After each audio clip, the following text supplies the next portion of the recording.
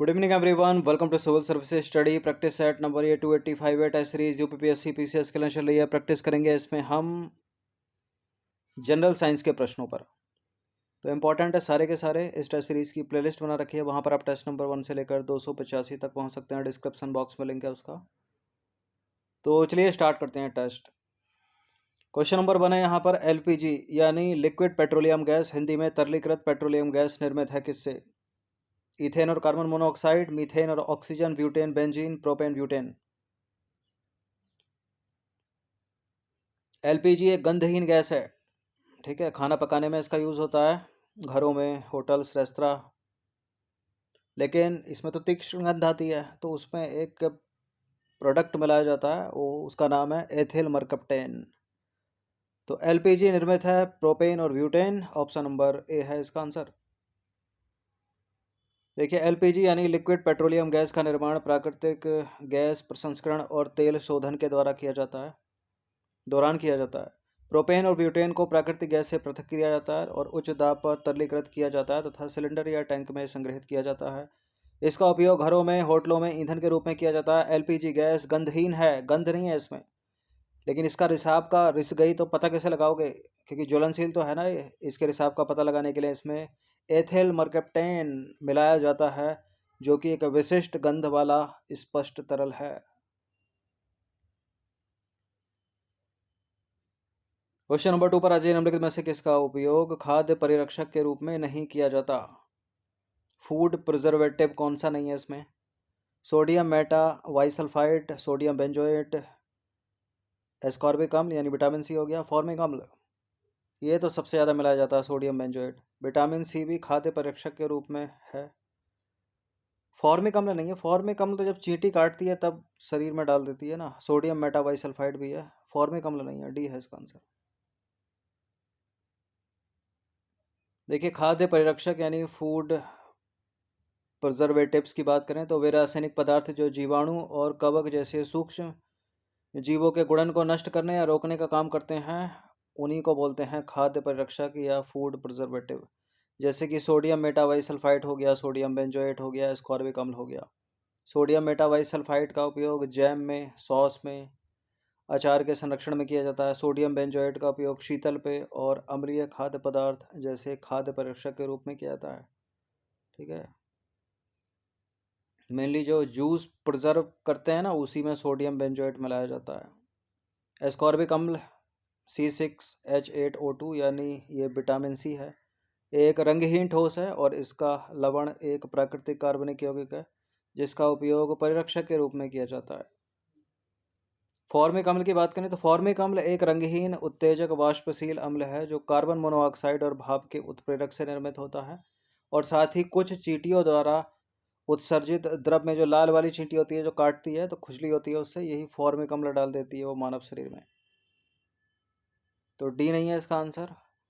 तीसरा प्रश्न है, विटामिन सी मुख्यतः मौजूद होता है संतरे में होता है, नींबू में भी तो होता है, अमरूद में होता है, सारे के सारे हो गए डी। तो सभी में इसका आंसर हो जाएगा डी। इन सभी टेस्ट का फुल टेस्ट पीडीएफ परचेज कर सकते हैं, नंबर इस पर कॉल या व्हाट्सअप करके। देखिए, एस्कॉर्बिक अम्ल या विटामिन सी मुख्य रूप से नींबू में, संतरा में, अमरूद जैसे खट्टे फलों में मौजूद होता है और इसका एक रासायनिक सूत्र है C6H8O6। क्वेश्चन नंबर 4 पर आ जाइए। प्रशांतक यानी ट्रैंकुलाइजर का उपयोग किया जाता है किसमें? सूक्ष्म जीवों के विकास को रोकने के लिए, चिंता को कम करने के लिए, कीटाणुनाशक के रूप में, पीड़ाहारी के रूप में। देखिए, नींद के लिए, ठीक है। शल्य चिकित्सा में अगर जैसे ऑपरेशन वगैरह है तो ये दिया जाता है। चिंता को कम करने के लिए यहाँ पर इसका आंसर सही हो जाएगा भी। देखिए, तनाव या चिंता को कम करने के लिए ली जाने वाली औषधीय दवा को प्रशांतक यानी ट्रैंकुलाइजर के रूप में जाना जाता है। यह केंद्रीय तंत्रिका तंत्र पर काम करता है और इसका उपयोग शांत करने में, चिंता कम करने में, किसी व्यक्ति को सोने में मदद करने के लिए किया जाता है। और एग्जाम्पल कौन से हैं प्रशांतक के? रिसरपाइन और वारवेट यूरिक एसिड और सेकोनल। ऑप्शंस में जो दूसरे थे, कीटाणुनाशक रोगाणुरोधी कारक होते हैं जिन्हें वस्तुओं पर रहने वाले सूक्ष्म जीवों को नष्ट करने के लिए निर्जीव वस्तुओं की सतह पर लगाया जाता है। प्रतिजैविक क्या होता है? सूक्ष्म जीवों की वृद्धि को रोकते हैं प्रतिजैविक, उन्हें नष्ट करते हैं। पीड़ाहारी औषधियों का उपयोग चेतना को खोए बिना दर्द से राहत देने के लिए किया जाता है। पीड़ाहारी औषधियों का उपयोग चेतना को खोए बिना दर्द से राहत देने के लिए किया जाता है। एग्जाम्पल्स हैं एस्पिरिन, पैरासीटामोल।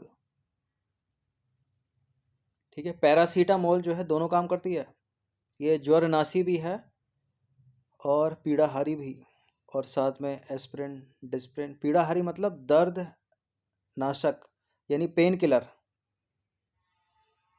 तो पेन किलर जैसे निमेसोलाइड काम करती है, तो पेन किलर में एस्पिरिन हो गई, डिस्प्रिन हो गई, निमेसोलाइड हो गई। पैरासीटामोल भी ज्वरनाशी और साथ साथ पेन भी कम करती है, दर्दनाशक भी है ये। क्वेश्चन नंबर 5 पर अजय सूची 1 को सूची 2 के साथ सुमेलित कीजिए। नीचे देखे कूट का प्रयोग करके सही उत्तर का चुनाव कीजिए। सूची 1 में क्या? सूची 1 में उत्पाद, सूची 2 में क्या? चीनी के प्रकार। कौन सा फ्रक्टोज, कौन सा ग्लूकोज, कौन सा सुक्रोज, कौन सा लैक्टोज? ये हैं इस प्रश्न के कूट। सभी को पता होगा दूध में तो होती है लैक्टोज, ठीक है। टेबल शुगर हो गई सुक्रोज में, शहद में हो गई फ्रक्टोज, अंगूर में हो गई ग्लूकोज।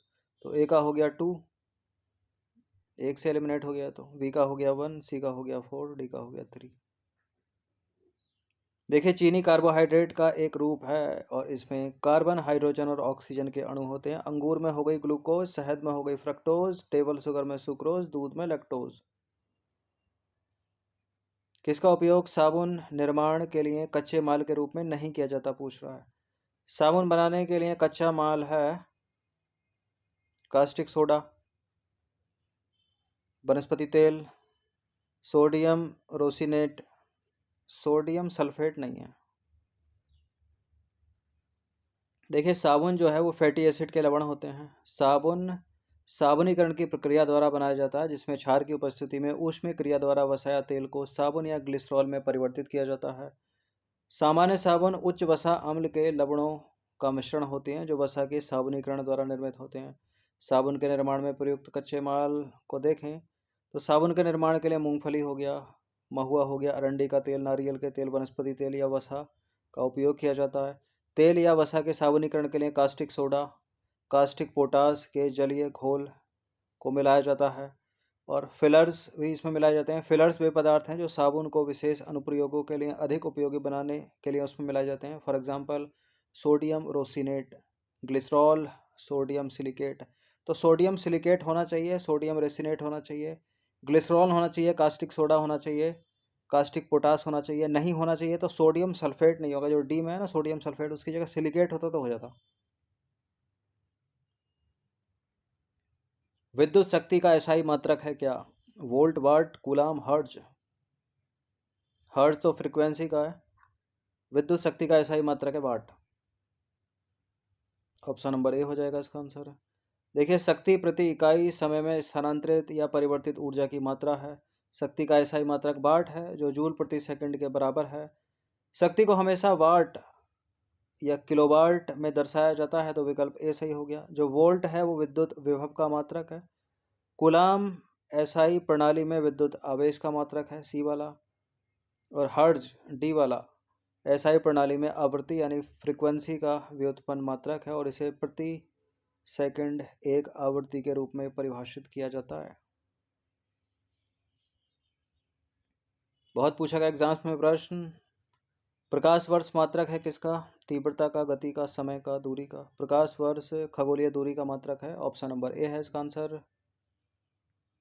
देखिए प्रकाश वर्ष खगोलीय दूरी का मात्रक है, जो प्रकाश द्वारा एक वर्ष में तय की गई दूरी के बराबर है, जो कि 9.46 इंटू 10⁻15 मीटर है। तो विकल्प ए करेक्ट हो गया, कई बार एग्जाम्स में पूछा गया है। ओडोमीटर एक उपकरण है, क्या करते हैं ओडोमीटर से? विद्युत चुम्बकीय विकिरण के फ्लक्स को मापते हैं क्या? तरल पदार्थ या गैसों के दाब मापता है क्या? विद्युत चुम्बकीय तरंगों की आवृत्ति या तरंग दैर्ध्य को मापता है, या एक पहिए वाले वाहन द्वारा तय की गई दूरी को मापता है ओडोमीटर? ओडोमीटर एक पहिए वाले वाहन द्वारा तय की गई दूरी को मापता है, ऑप्शन नंबर ए है इसका आंसर। इन तीनों को क्या क्या मापता है, कौन कौन मापता है? देखिए ओडोमीटर तो हो गया एक पहिए वाले वाहन द्वारा तय की गई दूरी को मापता है ओडोमीटर। एक है ओंडोमीटर। ओंडोमीटर विद्युत चुम्बकीय तरंगों की आवृत्ति यानी फ्रिक्वेंसी या वेवलेंथ मापने का उपकरण है। तरल पदार्थ या गैसों का दाब मापने के उपकरण का नाम क्या है? मैनोमीटर। विद्युत चुम्बकीय विकिरण के फ्लक्स को मापने वाले उपकरण का नाम क्या है? रेडियोमीटर। ये इंपॉर्टेंट है, खासकर पीसीएस के लिए पूछा जाता है, मैच वैच कर लेगा। अवतल दर्पण यानी कॉनकेव मिरर का प्रयोग सामान्यतः किया जाता है किसमें? देखिए जो बार बार होता है, हजाम होता है, उसके पास जो मिरर होता है वो कॉनकेव मिरर होता है, यानी अवतल दर्पण। जो डेंटिस्ट होते हैं, दंत चिकित्सक, उनके पास भी अवतल दर्पण ही होता है। सर्च लाइट में अवतल दर्पण होता है। जो वाहनों के अग्रदीप यानी हेडलाइट्स हैं उसमें भी अवतल दर्पण होता है। टॉर्च में भी अवतल दर्पण होता है। सारे के सारे में अवतल दर्पण हो गया, अवतल दर्पण हो गया यानी कॉनकेव मिरर। डी है इसका आंसर। अवतल दर्पण का उपयोग सामान्यतः टॉर्च, सर्चलाइट या वाहनों की हेडलाइट में प्रकाश की शक्तिशाली समानांतर समांतर किरणपुंज प्राप्त करने के लिए किया जाता है। इनका प्रायः चेहरे का बड़ा प्रतिबिंब देखने के लिए शेविंग दर्पणों में के रूप में उपयोग किया जाता है, और डेंटिस्ट भी करते हैं अवतल दर्पण का प्रयोग। ठीक है, मरीजों के दांतों को बड़ा प्रतिबिंब देखने के लिए। खासकर अवतल का मतलब क्या है? छोटी चीज़ को बड़ा दिखाएगा। तो छोटा सा दांत बड़ा दिखाएगा, उसमें कीड़ा लगा दिख जाएगा, उसी का इलाज हो जाएगा। क्वेश्चन नंबर 11 पर आ जाइए। नीचे दो कथन दिए हैं, एक है अभिकथन ए और दूसरा है उसका कारण। ठीक है, दोनों सही होंगे, व्याख्या भी कर रहे होंगे तो ए होगा। दोनों सही होंगे, व्याख्या नहीं करे होंगे तो बी होगा। इनमें से कोई सही गलत होगा तो आंसर सी और डी में से दिया जाएगा। तो अभिकथन है इमारत। इमारत यानी बिल्डिंग के निर्माण के दौरान बिल्डिंग की दीवारों में बिल्डिंग से ऊंची एक धातु की छड़ स्थापित की जाती है। ठीक है, मान लीजिए कोई बिल्डिंग बन रही है तो उसमें एक धातु की छड़ और ऊपर तक निकलती है ये हवा में, और बिल्कुल नीचे इसको जमीन तक इसको गाड़ते हैं। क्यों करते हैं ऐसा? तड़ित चालक का उपयोग इमारतों को बिजली के प्रभाव से बचाने के लिए किया जाता है।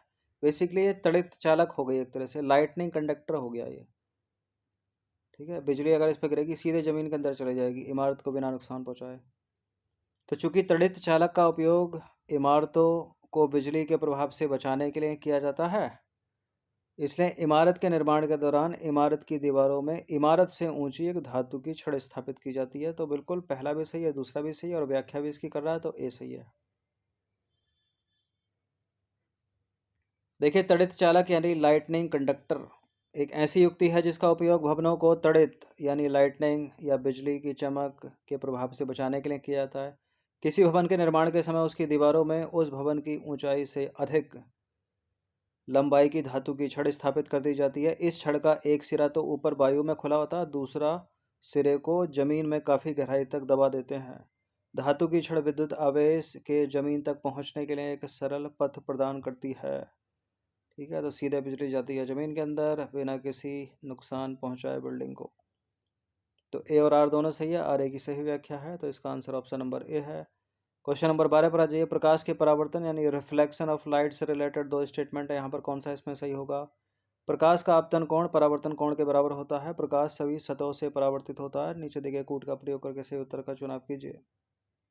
ये सब स्कूल में पढ़ा होगा आपने। प्रकाश का आपतन क्या होता है, परावर्तन क्या होता है, वर्ण विक्षेपण क्या होता है। बिल्कुल ये करेक्ट है, दोनों के दोनों स्टेटमेंट। सी है इसका आंसर। पूर्ण आंतरिक परावर्तन, इन सब के एग्जाम्पल भी इंपॉर्टेंट है, वो भी पूछ लेता है। तो प्रकाश का परावर्तन यानी रिफ्लेक्शन ऑफ लाइट, जब प्रकाश की किरण किसी वस्तु पर पड़ती है, वस्तु क्या? पॉलिश, चिकनी, चमकदार वस्तु, तो उस वस्तु से प्रकाश उन प्रकाश की किरणों को वापस हमारी आंखों तक लौटा देता है। इसे प्रकाश के प्रतिबिंब के रूप में जाना जाता है। यही क्रिया ही हमें अपने आसपास की दुनिया को देखने में सक्षम बनाती है। परावर्तन से पहले, बाद में और प्रतिबिंब के दौरान प्रकाश सीधी रेखा में गमन करता है। प्रकाश सभी सतहों से परावर्तित होता है, तो दूसरा विकल्प सही हो गया। जब प्रकाश चिकनी, पालिश और नियमित सतहों पर आपतित होता है तो नियमित परावर्तन होता है। खुरदरी सतहों से विसरित या अनियमित परावर्तन होता है। ठीक है, चिकनी सतह होगी तो नियमित परावर्तन होगा, खुरदरी सतह होंगी तो उससे विसरित या अनियमित परावर्तन होगा। परावर्तन के दो नियम हैं। आपतन कोण परावर्तन कोण के बराबर होता है, इस चीज़ को याद रखिएगा, पहला सही है। और आपतित किरण परावर्तित किरण एवं परावर्तक सतह पर आपतन बिंदु पर खींचा गया अभिलंब एक ही तल में होते हैं। ये नियम याद रखिएगा। इन नियम को लिखकर स्टेटमेंट बनाकर पूछ लेगा प्रश्न, जैसे ये पूछा गया। वही कारण कथन वाला सवाल आ गया है फिर से। एक अभिकथन है, एक उसका कारण है। ट्रैफिक सिग्नल में लाल रंग का प्रयोग किया जाता है। लाल रंग का प्रयोग किया जाता है, बैंगनी का। लाल रंग का प्रयोग किया जाता है बिल्कुल, गाड़ी को रोकने के लिए और छोड़ने के लिए, चलाने के लिए या जाने देने के लिए। हरे कलर का, ग्रीन कलर का। क्यों किया जाता है? क्योंकि लाल रंग की तरंग दैर्घ्य कम होती है, यानी वेवलेंथ कम होती है। क्या लाल रंग की? लाल रंग की वेवलेंथ सर्वाधिक होती है, ठीक है, और कम फैलता है, वो दूर से दिख जाता है। तो पहला वाला सही है, दूसरा वाला गलत है। तो सी इसका आंसर हो जाएगा। ए सत्यार गलत है। देखिए, लाल रंग की जो तरंग दैर्घ्य है यानी वेवलेंथ वो सर्वाधिक होती है, और जो उसका प्रक्षेपण होता है यानी डिस्पर्सन वो सबसे कम होता है। जबकि बैंगनी रंग में उल्टा होता है, उसकी तरंग दैर्घ्य कम होती है, प्रक्षेपण सबसे अधिक होता है। प्रक्षेपण यानी डिस्पर्सन वेवलेंथ यानी तरंग दैर्घ्य के विपरीत होता है, इसलिए लाल प्रकाश को दूर से अधिक स्पष्ट देखा जा सकता है। इसलिए ट्रैफिक सिग्नल में लाल रंग का प्रयोग किया जाता है। और एक अगर कोई व्यक्ति वर्णांध है, कलर ब्लाइंड है, तो लाल हरे रंग में वो भेद नहीं कर सकता, ठीक है।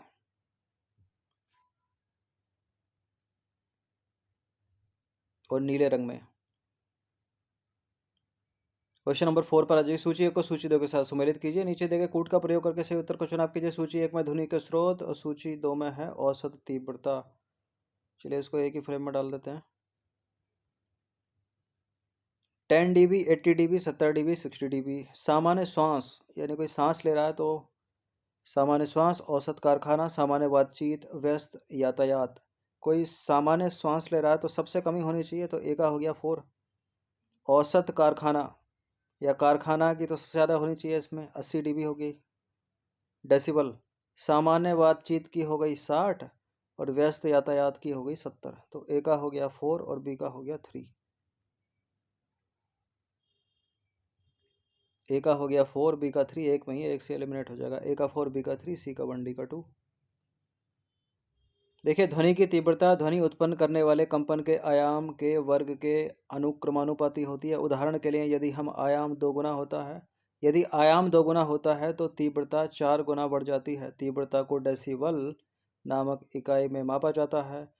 निम्नलिखित तालिका में आप देख सकते हैं कि औसत ध्वनि की तीव्रता के बारे में बताया गया है, ठीक है, किसकी कितनी हो सकती है।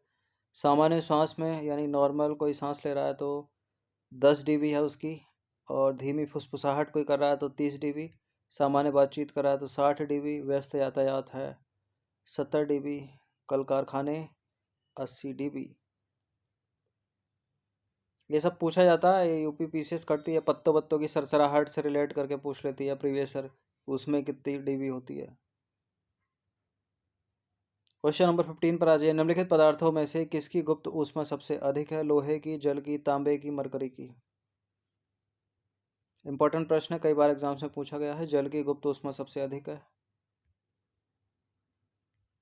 देखिए, किसी पदार्थ की अवस्था बदलने के लिए जरूरी ऊष्मा की मात्रा को उसकी गुप्त ऊष्मा कहते हैं। हर पदार्थ के लिए गुप्त ऊष्मा की मात्रा अलग अलग होती है। इसका मात्रक भी विशिष्ट ऊष्मा की तरह जूल होता है।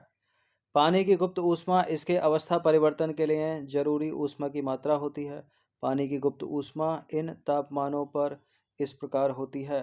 0 डिग्री सेल्सियस पर पानी की गुप्त ऊष्मा संलयन के लिए कितनी? 334 जूल प्रति ग्राम या 79.7 कैलोरी प्रति ग्राम के करीब। और 100 डिग्री सेल्सियस पर पानी की गुप्त ऊष्मा वाष्पीकरण के लिए लगभग 2230 जूल प्रति ग्राम या 533 कैलोरी प्रति ग्राम सर्वाधिक। तो मोस्ट इंपॉर्टेंट ये 15 प्रश्न थे, इनकी प्रैक्टिस 1 से 2 बार कर लीजिएगा। इन सभी प्रश्नों का फुल टेस्ट पीडीएफ परचेज कर सकते हो। ये नंबर इस पर व्हाट्सअप करिए फिलहाल, ठीक है, क्योंकि कॉलिंग में इशू है इसमें अभी वर्तमान में। धन्यवाद।